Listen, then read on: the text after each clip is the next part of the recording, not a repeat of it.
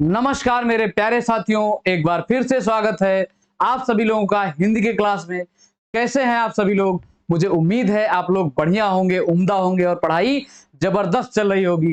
तो चलिए पहले प्रश्न से शुरुआत करते हैं आज के। पहला प्रश्न है साथियों, पहला विश्व हिंदी सम्मेलन किस वर्ष संपन्न हुआ था?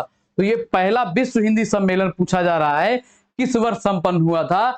तो ये 1975 में पहला विश्व हिंदी सम्मेलन संपन्न हुआ था। और ये कहाँ हुआ था? ये अपने भारत में हुआ था पहला विश्व हिंदी सम्मेलन। और भारत के किस जगह पर? ये नागपुर में हुआ था पहला विश्व हिंदी सम्मेलन। ठीक, तो ये हिंदी सम्मेलनों से प्रश्न बहुत ही महत्वपूर्ण है, बनते हैं। ठीक, और इस बार का विश्व हिंदी सम्मेलन कौन सा था? तो ये 12वां हिंदी सम्मेलन था। साल 2023 का 12वां हिंदी सम्मेलन था, जो कि कहां पर हुआ है? ये नाडी में हुआ है। कहां पर हुआ है? नाडी में हुआ है, जो कि ये कहां पर है? फिजी में है। ठीक, तो इस बार के हिंदी सम्मेलन से क्या याद रखेंगे कि इस बार का हिंदी सम्मेलन 12वां हिंदी सम्मेलन है और जो है ये नाडी फिजी में आयोजित किया गया। और पहला विश्व हिंदी सम्मेलन ये भारत में हुआ था और भारत के नागपुर में। ठीक, अगला प्रश्न है, मास कंजप्शन का हिंदी पर्याय कौन सा है? तो ये मास कंजप्शन अंग्रेजी का शब्द है, तो इसका हिंदी पर्याय क्या होता है मास कंजप्शन का? तो इसका मतलब होता है साथियों व्यापक उपभोग। मास कंजप्शन का मतलब क्या होता है? व्यापक उपभोग, ज्यादा मात्रा में किसी चीज का उपभोग। ठीक, अगला प्रश्न है, शिक्षा डैश मनुष्य को ऊपर उठाती है, इस वाक्य में उचित निपात को रिक्त स्थान में भरिए। ठीक, तो इसमें आपको क्या भरना है? निपात भरना है। और इस रिक्त स्थान में तो अगर आपको निपात की पहचान है तो ही भर पाएंगे। तो यहां पर क्या है? शिक्षा मात्र। यहां पर कौन सा निपात भरा जाएगा? शिक्षा मात्र। यहां पर भरा जाएगा मात्र। शिक्षा मात्र मनुष्य को ऊपर उठाती है। ठीक, नेक्स्ट है, सन 1974 में साहित्य अकादमी पुरस्कार प्राप्त शिवमंगल सिंह सुमन। तो ये 1974 में शिवमंगल सिंह सुमन ने साहित्य अकादमी पुरस्कार प्राप्त किया था। और किस रचना के लिए? मिट्टी की बारात के लिए। ठीक, किसकी बारात है? ये मिट्टी की बारात है, इसके लिए इन्होंने साहित्य अकादमी पुरस्कार प्राप्त किया है। तो इसमें क्या पूछा जा रहा है? ये किस विधा की रचना है? ये मिट्टी की बारात जो इनकी रचना है किस विधा की है? तो इसमें जो है ये काव्य विधा की है। किस विधा की है? ये काव्य विधा की रचना है। ठीक, अगला है, निम्नलिखित में किशोरी लाल गोस्वामी रचित कहानी कौन सी है? तो इनमें से किशोरी लाल गोस्वामी रचित कौन सी कहानी है? तो ये प्लेग की चुड़ैल जो है साथियों, ये भगवान दास की रचना है। भगवान दास की रचना है। ठीक, और ये पंडित और पंडितानी जो है ये कोई वाजपेयी करके एक कवि हैं या लेखक, वाजपेयी। इनका पूरा नाम तो हमें नहीं ध्यान आ रहा है, लेकिन इनका नाम वाजपेयी है कुछ करके। ये पंडित और पंडितानी उन्हीं की रचना है। और 11 वर्ष का समय जो है ये रामचंद्र शुक्ल जी की रचना है। रामचंद्र शुक्ल, किसकी रचना है ये? 11 वर्ष का समय रामचंद्र शुक्ल जी की रचना है। तो इसमें एलिमिनेट क्या हो गया? इंदुमती जो है ये किशोरी लाल गोस्वामी जी की कहानी है। तो ये आवश्यक है, ये इनकी कहानी कई बार पूछी गई है कि इंदुमती कहानी किस लेखक की है। ठीक, अगला है, कनुप्रिया के रचनाकार कौन है? ये जो है कनुप्रिया लिखा गया है। विजुअल हो रहा है आपको सही से, उम्मीद करते हैं। तो कनुप्रिया के रचनाकार कौन है इनमें से? तो कनुप्रिया किनकी रचना है साथियों? ये कनुप्रिया जो है ये धर्मवीर भारती की रचनाएं हैं। तो इनको भी आप ध्यान में रखेंगे। कनुप्रिया के रचनाकार कौन है? धर्मवीर भारती। नेक्स्ट क्वेश्चन है, हिंदी साहित्य के इतिहास लेखन की परंपरा का सूत्रपात किसने दिया है? तो ये हिंदी साहित्य से प्रश्न है कि हिंदी साहित्य इतिहास लेखन की परंपरा का सूत्रपात किसने दिया है? तो ये जो है साथियों ये गारसा दा तासी। हिंदी साहित्य लेखन की परंपरा का ये सूत्रपात लिखा है, सूत्रपात। ठीक, तो ये किसने दिया है हिंदी साहित्य लेखन का सूत्रपात? ये गारसा दा तासी। अगला है, हिंदी साहित्य के इतिहास का लेखन सर्वप्रथम किस भाषा में हुआ था? तो ये महत्वपूर्ण प्रश्न है। हिंदी साहित्य के इतिहास का लेखन सर्वप्रथम किस भाषा में हुआ था? तो ये जो है साथियों ये फ्रेंच भाषा में हुआ था। किस भाषा में हुआ था? फ्रेंच भाषा में हुआ था। हिंदी साहित्य के इतिहास का लेखन। अगला है सजना है मुझे सजना के लिए। क्या है? सजना है मुझे सजना के लिए। तो ये अलंकार है, इसमें कौन सा अलंकार है? तो ये जो है एक सजना क्या है इसमें? सजना, ये संवरना सजना है जो तैयार हुआ जाता है। और दूसरा सजना जो है ये नायक और नायिका जो होते हैं, तो नायिका जो है अपने नायक के लिए बोल रही है कि मुझे सजना है, तैयार होना है। किसके लिए? अपने सजना के लिए, या जो है नायक के लिए। किसके लिए? नायक के लिए इसको सजना संवरना तैयार होना है। तो जब एक ही शब्द दो बार आए और दो उसके जो है अलग अलग अर्थ प्राप्त हो रहे हों, तो वहां पर साथियों यमक अलंकार होता है। क्या होता है? वहां पर अलग जो यमक अलंकार होता है जब एक ही शब्द दो बार आए, उसके अर्थ अलग अलग हों। अगला है श्लेष अलंकार कितने प्रकार का होता है? तो श्लेष अलंकार कितने प्रकार का होता है? तो ये साथियों श्लेष अलंकार जो है ये दो प्रकार का होता है। पहला कौन सा है? पहला है सभंग, एक है सभंग, सभंग श्लेष। ठीक, श्लेष अलंकार कितने प्रकार का? दो प्रकार का। पहला सभंग और दूसरा अभंग। कौन सा है? ये दूसरा अभंग श्लेष। तो ये श्लेष जो है दो प्रकार के होते हैं। और श्लेष का मतलब क्या होता है? चिपका हुआ, चिपका हुआ। श्लेष का अर्थ क्या होता है? चिपका हुआ। ठीक, अगला है रामचरितमानस नामक महाकाव्य की रचना शैली है। तो ये रामचरितमानस महाकाव्य जो है साथियों ये महाकाव्य है। तो इसकी रचना शैली जो है किस विधा में है, कौन सी है? तो इसकी रचना शैली जो है ये दोहा चौपाई शैली। कौन सी है इनकी? दोहा और चौपाई शैली है रामचरितमानस महाकाव्य की रचना शैली।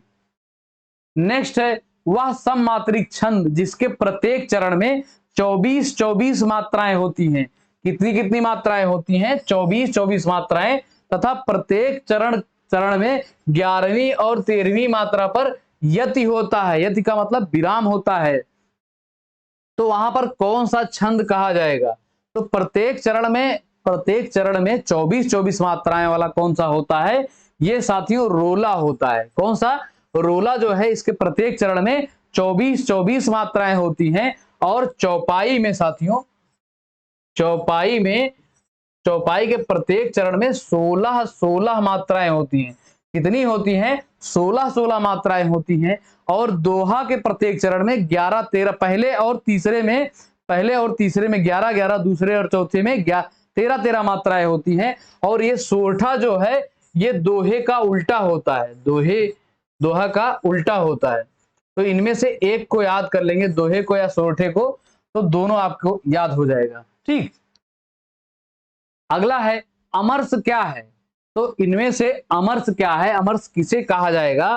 तो अमरस जो है साथियों ये एक संचारी भाव है। कौन सा है? अमरस एक संचारी भाव है जो विभाव, अनुभाव, अस्थाई भाव और संचारी भाव ये चार जो होते हैं उन्हीं में से अमरस किसे कहा जाता है? ये संचारी भाव को अमरस कहा जाता है। ये पूछा गया प्रश्न है, ये आपके ही आयोग द्वारा पूछा गया प्रश्न है। ठीक, अगला है प्रतियोगिता में भेजे गए फोटो। तो इसको जो है सीरियल से लगाना है, कौन सा पहले आएगा। तो प्रतियोगिता में भेजे गए फोटो, तो पहले कौन सा इसमें देखते हैं? फोटो अवश्य, ये फोटो के साथ उचित आकार का पर्याप्त डाक। तो पहले इसमें रा आया। ठीक, और उसके बाद कौन सा आएगा? पर्याप्त डाक और टिकट लगा और अपने पते वाला लिफाफा। तो रा के बाद आ गया वाह। ठीक, और उसके बाद कौन सा है? ये लिफाफा होने पर उसे वापस भेजा जा सके वरना। तो ये जो है आ गया ए ला है, ये ला है। और कौन सा बच गया? अब इनमें से ये बच गया अवश्य भेजे ताकि फोटो अशुभकृत। ठीक, अशुभकृत फोटो वापस नहीं भेजा जाए। ठीक, तो इसमें आपको मिलके क्या हो गया? प्रतियोगिता में भेजे गए फोटो पहले कौन सा है? इसमें पहले रा है, तो रा कहां गया? के साथ उचित आकार का पर्याप्त डाक भेजें। और रा वा, तो इसमें जो है कौन सा सही हो गया, लास्ट में ये था या, ठीक, तो ये या था, तो रा वा या ला, तो रा वा या ला, ये बी वाला इसमें सही हो गया, ठीक, ये बिल्कुल सही बैठ रहा है। अगला है अंगीठी का शुद्ध रूप निम्न में से कौन सा है, तो ये अंगीठी लिखा गया है, अंगीठी का शुद्ध रूप इनमें से कौन सा है, तो इनमें से साथियों ये सी वाला जो है ये बिल्कुल सही लिखा गया है, अंगीठी ऐसे ही लिखी जाएगी, ठीक। अगला है निम्नलिखित में शुद्ध वर्तनी है, तो इसमें सांप्रदायिकता का शुद्ध वर्तनी पूछा गया है।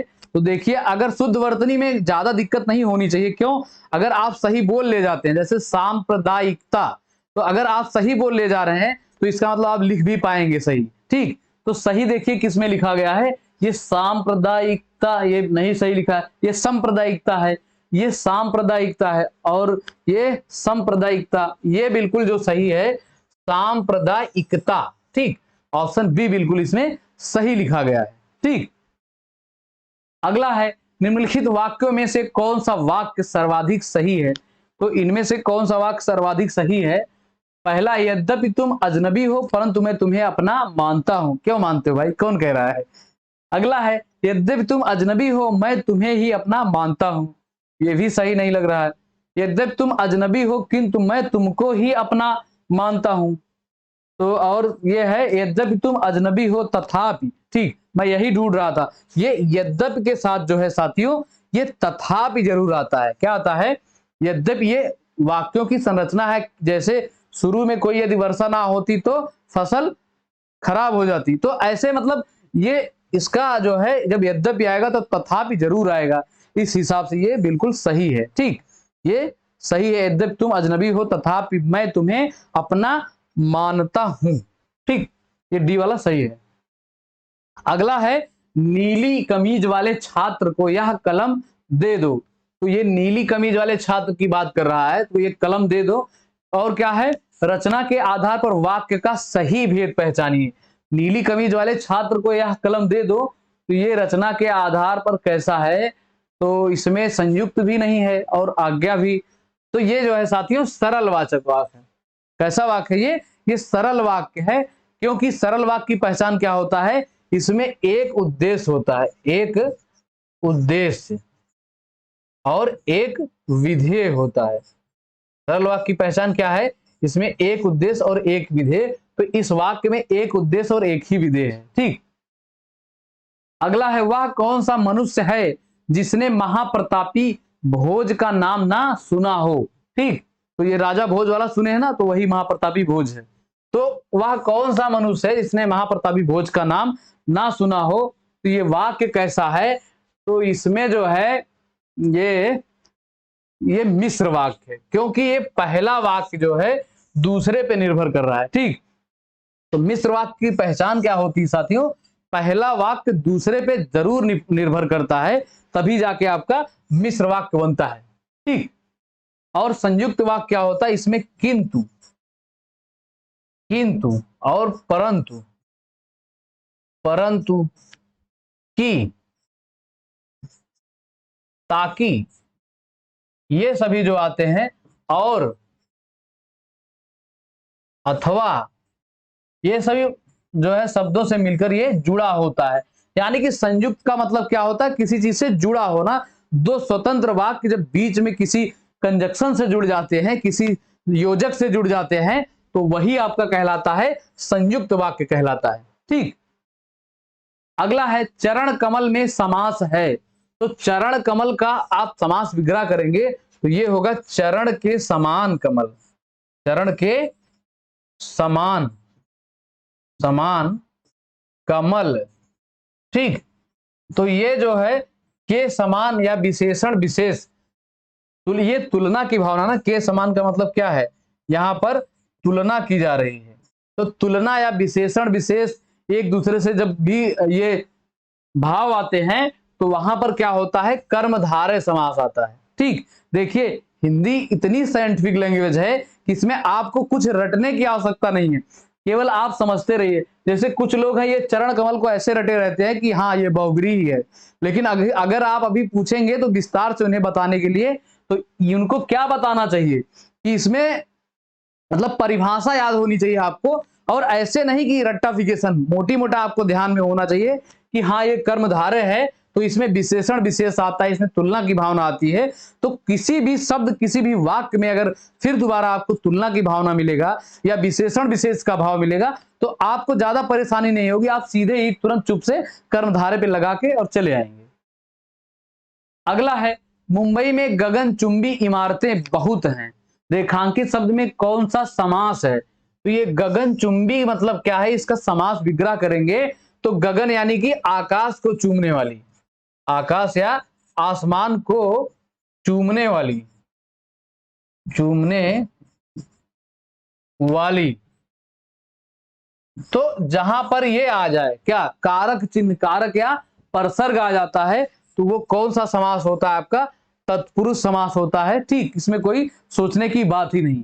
और द्विगु समास की क्या पहचान है, इसमें जो है गिनती, गिनती या आप कह सकते हैं संख्या, यहां जो है द्विगु समास में गिनती या संख्या आता है, तो इससे आप याद करके रखेंगे कि ये गिनती वाला समास है, द्विगु समास। ठीक, और अव्ययी भाव समास की पहचान है कि इसमें जो है अव्यय आते हैं वाक्य के शुरू में या इस समास में, तो इसमें कौन कौन सा आता है, भर, हर, प्रति। ठीक, ये सभी जो है अव्यय होते हैं, तो ये किसी वाक्य में शब्द में जब प्रयुक्त होते हैं तो ये अव्ययी भाव समास बनाते हैं। और कर्मधारय का तो अभी ही हमने आपको ऊपर बताया कि इसमें क्या है, विशेषण विशेष और तुलना जैसी बातें होती हैं। ठीक, अगला है संधि विच्छेद कीजिए, तो किसका करना है भैया, ये पुष्पांजलि का करना है। ठीक, इसको आप क्या पढ़ेंगे, पुष्पांजलि नहीं पुष्पांजलि। ठीक, अच्छा हमारे एक गुरुजी थे जो 11वीं क्लास में थे। ठीक, तो 11वीं क्लास में हिंदी की एक बुक रहती थी, उसका काव्यांजलि नाम था। क्या नाम था, काव्यांजलि। तो अगर जब भी वो आ जाते थे तो कुछ लोग मांगते थे वो काव्यांजलि लाओ काव्यांजलि लाओ, तो जब जो भी बोलने में गलत पकड़ा जाता था उसको पीटते बहुत थे। फिर उसको बुला के क्या कहते थे कि कहो शुद्ध शुद्ध, क्या कहो, काव्यांजलि। तो हमको तो बिल्कुल गलती नहीं होती थी कभी भी, एक बार उनका देख लिए थे, मारते बहुत थे वो, तो कभी गलती हिंदी में, तब से जो है मेरा ये हो गया कि शब्दों को बहुत सही सही बोलना है, तब से वर्तनी ना कभी गलत होती है और ना जो है बोलने में कभी कोई दिक्कत होती है। तो आप इसे क्या पढ़ेंगे, पुष्पांजलि। ठीक, तो इसका जो है संधि विच्छेद कौन कौन सा सही है, ये पुष्प और प्लस अंजलि। ठीक, तो इसमें एक संधि कौन सी है, ये पुष्प से ये आ और ये आ दोनों मिलकर क्या बनाते हैं, बड़ा आ बनाते हैं। तो जब समान सजातीय स्वर मिलकर अपने दीर्घ में परिवर्तित हो जाते हैं तो वहां पर होता है मित्रों दीर्घ संधि। क्या होती है, वहां पर दीर्घ संधि होती है। ठीक, तो इसमें कौन सी संधि, दीर्घ संधि है, और इसका सही संधि विच्छेद क्या है, पुष्प प्लस अंजलि। ठीक, इसको पुष्प प्लस अंजलि आप पढ़ेंगे। अगला है धातुस्मा में प्रयुक्त संधि, तो ये धातुस्मा में प्रयुक्त संधि कौन सी है, तो इसका संधि विच्छेद जब करेंगे तो ये होगा धातु, धातु प्लस ऊष्मा, ऊष्मा, ऊष्मा यही ऊष्मा जो ना तो दी जाती है और ना ली जाती है। ठीक, तो ऊष्मा जो है धातु और ऊष्मा, ये इसका संधि विच्छेद हो गया, तो इसमें छोटा ऊ और ये वाला बड़ा ऊ दोनों मिलकर अपने बड़े में परिवर्तित हो जा रहे हैं।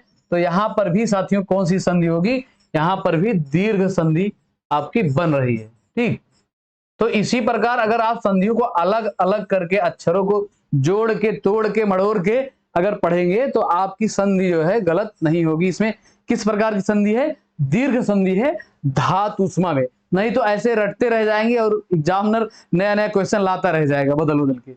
रटने में यही होता है कि आप 4 रटेंगे वो 5वां पूछ लेगा तो गड़बड़ हो जाएगा। अगला है निम्नलिखित में किस शब्द में तद्धित प्रत्यय का प्रयोग हुआ है। ये तद्धित प्रत्यय जो है इसकी परिभाषा अगर आपको पता है या इसके बारे में थोड़ा भी आपको पता है तो ही आप इसका जो है इसमें क्या कर पाएंगे, चुनाव कर पाएंगे कि कौन सा सही है। तो तद्धित प्रत्यय क्या होते हैं, पहले आप कृत प्रत्यय समझिए। एक होता है कृत प्रत्यय, तो ये कृत प्रत्यय जो है ये क्रिया से मिलकर बना होता है। किससे मिलकर बना होता है, कृत प्रत्यय ये क्रिया से मिलकर बना होता है। तो क्रिया को छोड़कर जितने भी होते हैं संज्ञा, संज्ञा, सर्वनाम, सर्वनाम, विशेषण, मतलब जब आप क्रिया को छोड़ दीजिए उसके बाद संज्ञा, सर्वनाम, अव्यय जो भी आते हैं उन सब से मिलकर जो है ये तद्धित प्रत्यय बना होता है। ठीक, यानी कि क्रिया छोड़कर जितने भी आते हैं सभी से मिलकर बना होता है तद्धित प्रत्यय। तो इसमें आप तद्धित प्रत्यय कौन सा है, तो इसमें जो है पूज्य, करणीय, पाठक, तो ये वासुदेव जो है साथियों ये आपका इसमें तद्धित प्रत्यय है। ठीक, नेक्स्ट क्वेश्चन है, इनमें से तंद्रालु में प्रयुक्त, ये तंद्रालु है, तंद्रालु में प्रयुक्त प्रत्यय कौन सा है, थोड़ा सा विजुअल नहीं हो रहा है। तंद्रालु में प्रयुक्त प्रत्यय, प्रयुक्त है ये तंद्रालु है। ठीक, तो इसमें कौन सा प्रत्यय है, तो इसको जब आप अलग करेंगे तो ये होगा तंद्रा और ये आलू होगा, आलू। ठीक, तो इसमें जो है ये प्रत्यय हो जाएगा, प्रत्यय क्या हो जाएगा, आलू। और तंद्रा जो है साथियों ये होता है इसमें मूल शब्द, मूल शब्द इसमें क्या है, तंद्रा। तो प्रत्यय इसमें जो है कौन सा सही हो जाएगा, सी वाला सही हो जाएगा। तंद्रालु में कौन सा है, आलू प्रत्यय है। ठीक, अगला है दुर्व्यवहार शब्द में प्रयुक्त उपसर्ग।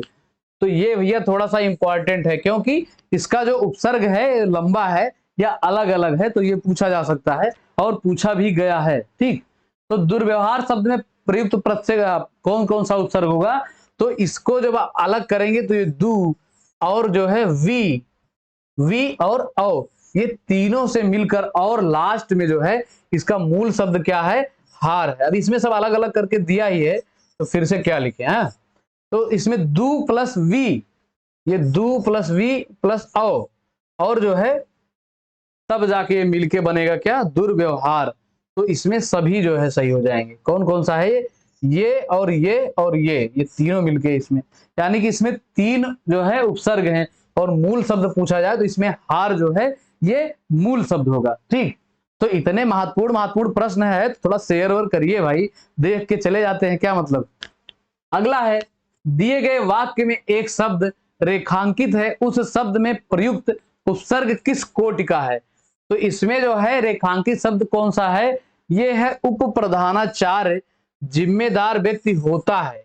तो ये उपप्रधानाचार्य जो है किस प्रकार का उपसर्ग है, तो ये उप जो होता है साथियों, ये उप है संस्कृत का शब्द, संस्कृत का शब्द है।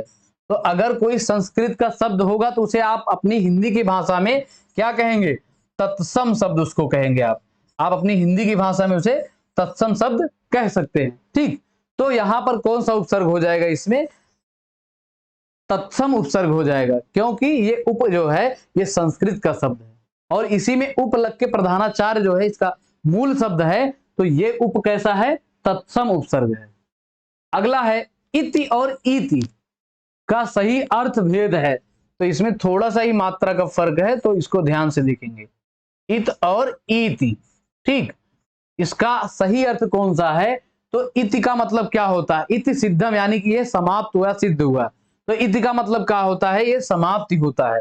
ठीक, तो इसी से आप पकड़ लेंगे, अगर इति का पता है तो इसमें समाप्ति और विघ्न होगा। इति का मतलब क्या होता है, विघ्न, ये नया शब्द है थोड़ा सा, तो ये इति को आप याद कर सकते हैं या नोट कर सकते हैं। नेक्स्ट क्वेश्चन है साथियों, अदृश्य शत्रु अर्थ के अनुरूप उपयुक्त मुहावरा। तो ये अदृश्य शत्रु जो होते हैं, अदृश्य शत्रु यानी कि जो ना दिखाई देने वाला शत्रु, आपके साथ ही रहेंगे लेकिन आपको पता नहीं रहेगा कि ये हमारा मित्र है कि हमारा शत्रु है, हमारा भला चाहता है कि गला काटने वाला है। ठीक, तो उसके लिए अदृश्य शत्रु के लिए क्या होगा, इसमें एक सही, तो इसमें मीठी छुरी, पेट में दाढ़ी, मुंह में राम, बगल में छुरी नहीं, ये आस्तीन का सांप जो है ये बिल्कुल सही होगा। अदृश्य शत्रु जो कैसे होते हैं, आस्तीन के सांप बिल्कुल आपके साथ रहेंगे, बगल रहेंगे, डेली मिलेंगे जुलेंगे, लेकिन आपको पता नहीं चलेगा कि ये धोखेबाज है। ठीक, और ये मुंह में राम बगल में छुरी का मतलब क्या होता है, ये जो है सामने कुछ और पीठ पीछे कुछ और, इसका ये पर्याय होता है। ठीक, अगला है, आदर और निरादर करना, यह अर्थ किस मुहावरे का है। तो आदर और निरादर ये किस मुहावरे का है, तो इसमें से पान फूल सा पान पनहा, ये जो है पान पनही खिलाना, तो आदर और निरादर तो एक जैसे होता है। आदमी कोई सगे संबंधी मिले, मार्केट गए, तो आप खुशी खुशी में कहते चाय पी लीजिए, पान खा लीजिए, ठीक। तो पान किस भावना में होता है? ये पान ये जो है आदर के भाव में होता है। लेकिन आदर और निरादर करना दोनों कर रहे हैं, तो पान और पनही खिलाना यानी कि कुछ भी खिला देना, तो ये सही हो जाएगा। अगला है सामान्य नियम के विरुद्ध बात वाक्यांश के लिए एक शब्द होगा। तो ये कोई चीज जब सामान्य नियम के विरुद्ध बात होती है तो अनेक शब्दों के लिए या वाक्यांश के लिए एक शब्द क्या होता है? उसको आप क्या कहते हैं? एक्सेप्शन या अपवाद कहते हैं। सामान्य नियम के विरुद्ध कोई बात कही जाती है, जैसे एक सिस्टमेटिक होता है, एक नियम से होता है, और उसी में कुछ बातें अपवाद की होती हैं जो उसके विरुद्ध होती हैं, उसको फॉलो नहीं करती हैं, ठीक। तो वही ये अपवाद को परिभाषित करता है। अगला है जिसका उपचार ना हो सके के लिए एक शब्द है। तो जिसका उपचार नहीं हो सकता है उसे अपनी एक भाषा में एक शब्द में क्या कहते हैं? ये असाध्य है, यानी कि इसको साधा नहीं जा सकता, इसका कोई इलाज नहीं है, ठीक। जिसका कोई उपचार ना हो सके उसे क्या कहते हैं? असाध्य कहते हैं। अगला है निम्न में कौन सा कोकिला का समानार्थी शब्द नहीं है? तो कोकिला का समानार्थी शब्द इनमें से कौन सा नहीं है? तो ये कोकिला किसका होता है? ये कोयल का होता है, ठीक।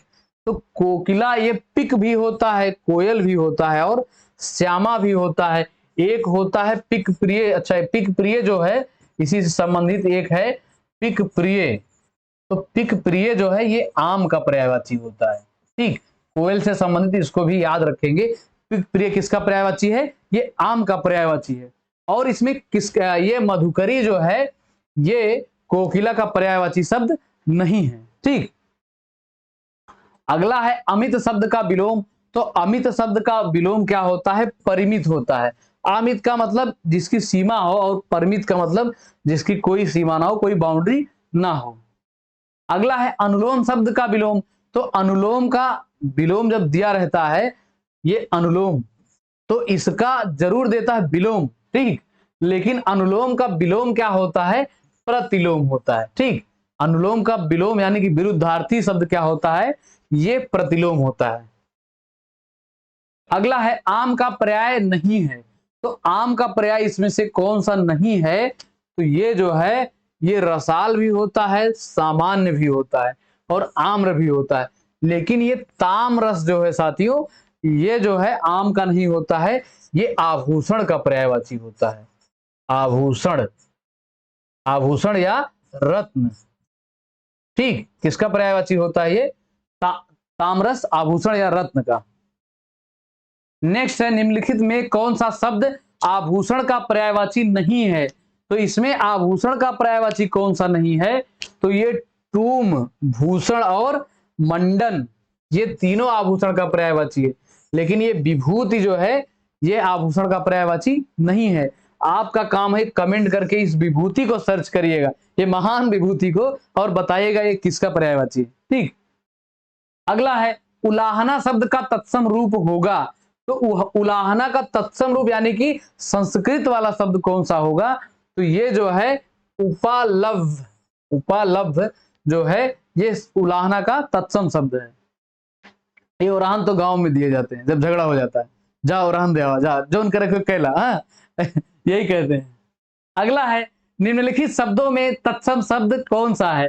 तो इसमें जो है आपको संस्कृत वाला शब्द बताना है। तो ये उच्च जो है ये तत्सम शब्द है, इसका तद्भव क्या होता है? ऊंचा होता है, ऊंचा। उच्च का तत्सम तद्भव शब्द क्या होता है? ऊंचा होता है। और आकाज का तत्सम शब्द क्या होता है? आकार्य, आकार्य, ठीक। ये इसका तत्सम है। और सिख का तत्सम क्या है? शिष्य होता है। ध्यान पूर्वक इसको देखिएगा और नोट करिएगा। सिख का तत्सम क्या होता है? शिष्य होता है। और ये अनि जो है इसका तत्सम होता है अड़ी, ये अड़ी होता है, या अड़ी भी कहीं कहीं लिखा रहता है, ठीक। नेक्स्ट क्वेश्चन है सीता सखियों सहित पुष्प वाटिका गई। तो ये सीता पुष्पों सहित सखियों सहित पुष्प वाटिका गई। तो इसमें रेखांकित शब्द में आपको क्या बताना है? ये किस भेद का उदाहरण है, ठीक। तो सीखा जो सीता है, सीता जी वो सखियों सहित गई हैं, तो इस सहित से आप थोड़ा सा इसको समझेंगे, इसमें क्या माजरा है। सीता जो है ये सखियों के साथ, किसके साथ, सखियों सहित तो लिखा है, लेकिन आप क्या समझेंगे कि ये जो है सखियों के साथ, तो यही के जो है, के और का, की और रा, रे और री, ये जो है ये कारक या परसर्ग किसको परिभाषित करते हैं, ये संबंध को परिभाषित करते हैं। का, के, की, रा, री, रा, रे, री जो है ये संबंध को परिभाषित करते हैं कि यहां पर जो है कौन सा भेद है, ये संबंध बोधक है, यानी कि सीता सखियों के साथ गई थी। अगला है रात भर जागना स्वास्थ्य के लिए अच्छा नहीं है। तो कौन कह रहा नहीं अच्छा है, कोई रात भर जाग जाग के पढ़ाई करता उसके लिए अच्छा ही अच्छा है। ठीक, तो ये जो है रात भर जागना स्वास्थ्य के लिए अच्छा नहीं। रेखांकित शब्द को पहचानना है, तो ये भर किस प्रकार का शब्द है, वाक्य है, क्या है, शब्द किस प्रकार का है, तो ये संबंध सूचक अव्यय है। किस प्रकार का है, रात भर जागना, तो ये संबंध सूचक अव्यय है। और ये भर जो है, भर, हर, ये सभी कैसे होते हैं, ये जो है अव्यय होते हैं और अपने आप में, और अव्यय का ही भेद है निपात। निपात, तो ये कैसे होते हैं, निपात। तो कहीं निपात आपको पहचानना आ जाए तो आप इसको ध्यान रखेंगे। अगला है गायक गीत गा रहा है, यह किस काल का उदाहरण है।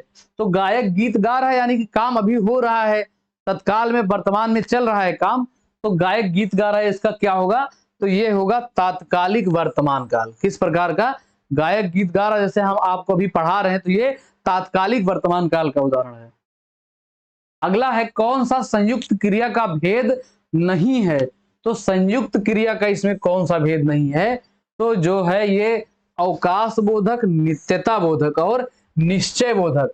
लेकिन ये नाम बोधक जो है साथियों, ये संयुक्त क्रिया का भेद नहीं है। और ये पूछा गया प्रश्न कहाँ का है, देख लीजिए। तो नाम बोधक क्रिया का ये भेद नहीं होता है, संयुक्त क्रिया। और नाम बोधक क्रिया की थोड़ी सी पहचान आपको बता दें, तो इसके लास्ट में क्या आता है, आना वाना आता है। जैसे हाथ से हथियाना, बात से बतियाना, लात से लतियाना और चिकना से चिकियाना, तो ये सभी जो होते हैं ये नाम धातु क्रिया के थोड़ी से पहचान होते हैं। अगला है मां ने पिताजी से सामान मंगवाया, यह क्रिया का कौन सा रूप है। तो मां ने पिताजी से सामान मंगवाया, यह क्रिया का कौन सा रूप है, तो ये जो है साथियों ये प्रेरणार्थक क्रिया है।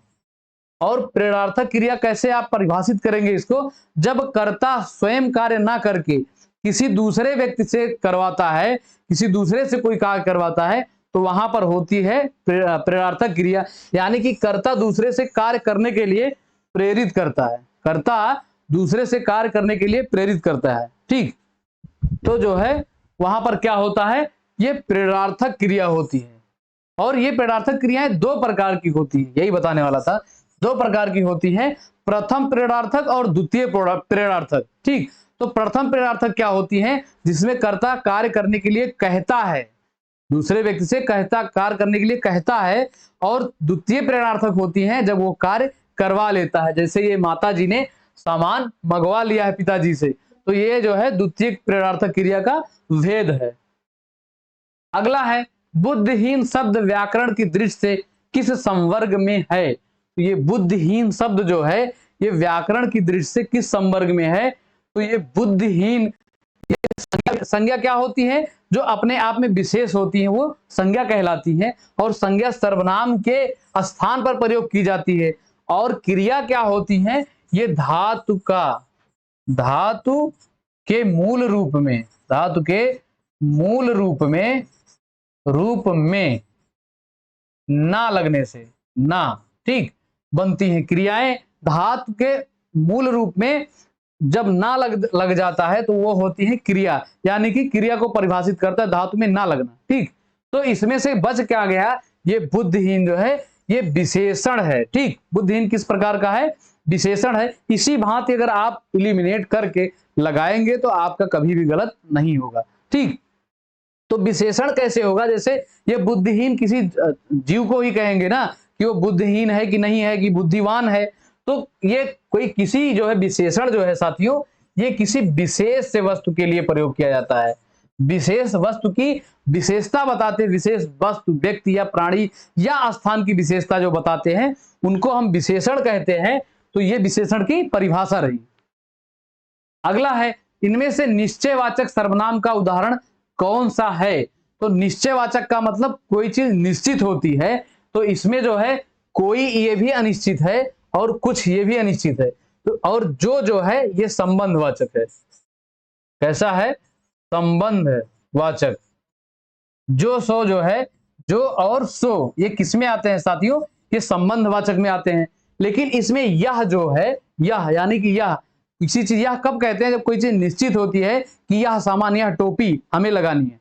तो ये जो है ये किस प्रकार की है? ये निश्चयवाचक सर्वनाम का उदाहरण है। अगला है, निम्नलिखित प्रश्न में 4 विकल्पों में से उस विकल्प का चयन करें जो सर्वनाम के भेद का सही विकल्प है। तो इसमें जो है क्या पहचानना है? जिसको हमने बुलाया था वह आया है। तो जो है जिसको हमने बुलाया था वह आया है, तो इसमें निश्चयवाचक, संबंधवाचक, उत्तम पुरुष या निजवाचक।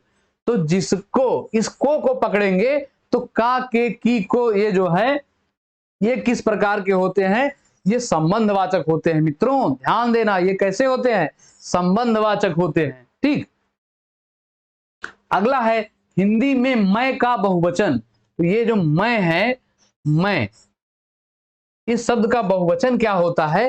तो हिंदी में मैं का बहुवचन क्या होता है? हम। मैं यानी कि हम, ये बहुवचन होता है और मैं जो है ये एक वचन है। ठीक। अगला है, पंखा का बहुवचन क्या होगा? तो ये पंखा का बहुवचन होता है पंखे। ठीक, पंखे। अगला है, जिन संज्ञाओं से एक ही प्रकार की वस्तुओं अथवा व्यक्तियों का बोध होता है उन्हें कहते हैं। तो इसमें क्या ध्यान देना? एक ही प्रकार की वस्तुओं अथवा व्यक्तियों का बोध होता है उन्हें हम क्या कहते हैं? तो जिस संज्ञा से एक ही व्यक्ति अथवा वस्तुओं का बोध होता है उसे कहा जाता है मित्रों ये जातिवाचक संज्ञा। किस प्रकार की संज्ञा होती है? ये जातिवाचक संज्ञा। ये जातिवाचक संज्ञा को परिभाषित कर रही है, यानी कि ये इसका परिभाषा है। ठीक, तो ठीक है भैया, ये देखिए 50 क्वेश्चन जो है आपके कंप्लीट हुए। तो आप सेशन को, आपकी जिम्मेदारी क्या है? आप सेशन को शेयर करेंगे और वीडियो को लाइक करेंगे। ठीक, तो मिलेंगे कल वाले सेशन में साथियों। तब तक के लिए जय हिंद, जय भारत, वंदे मातरम।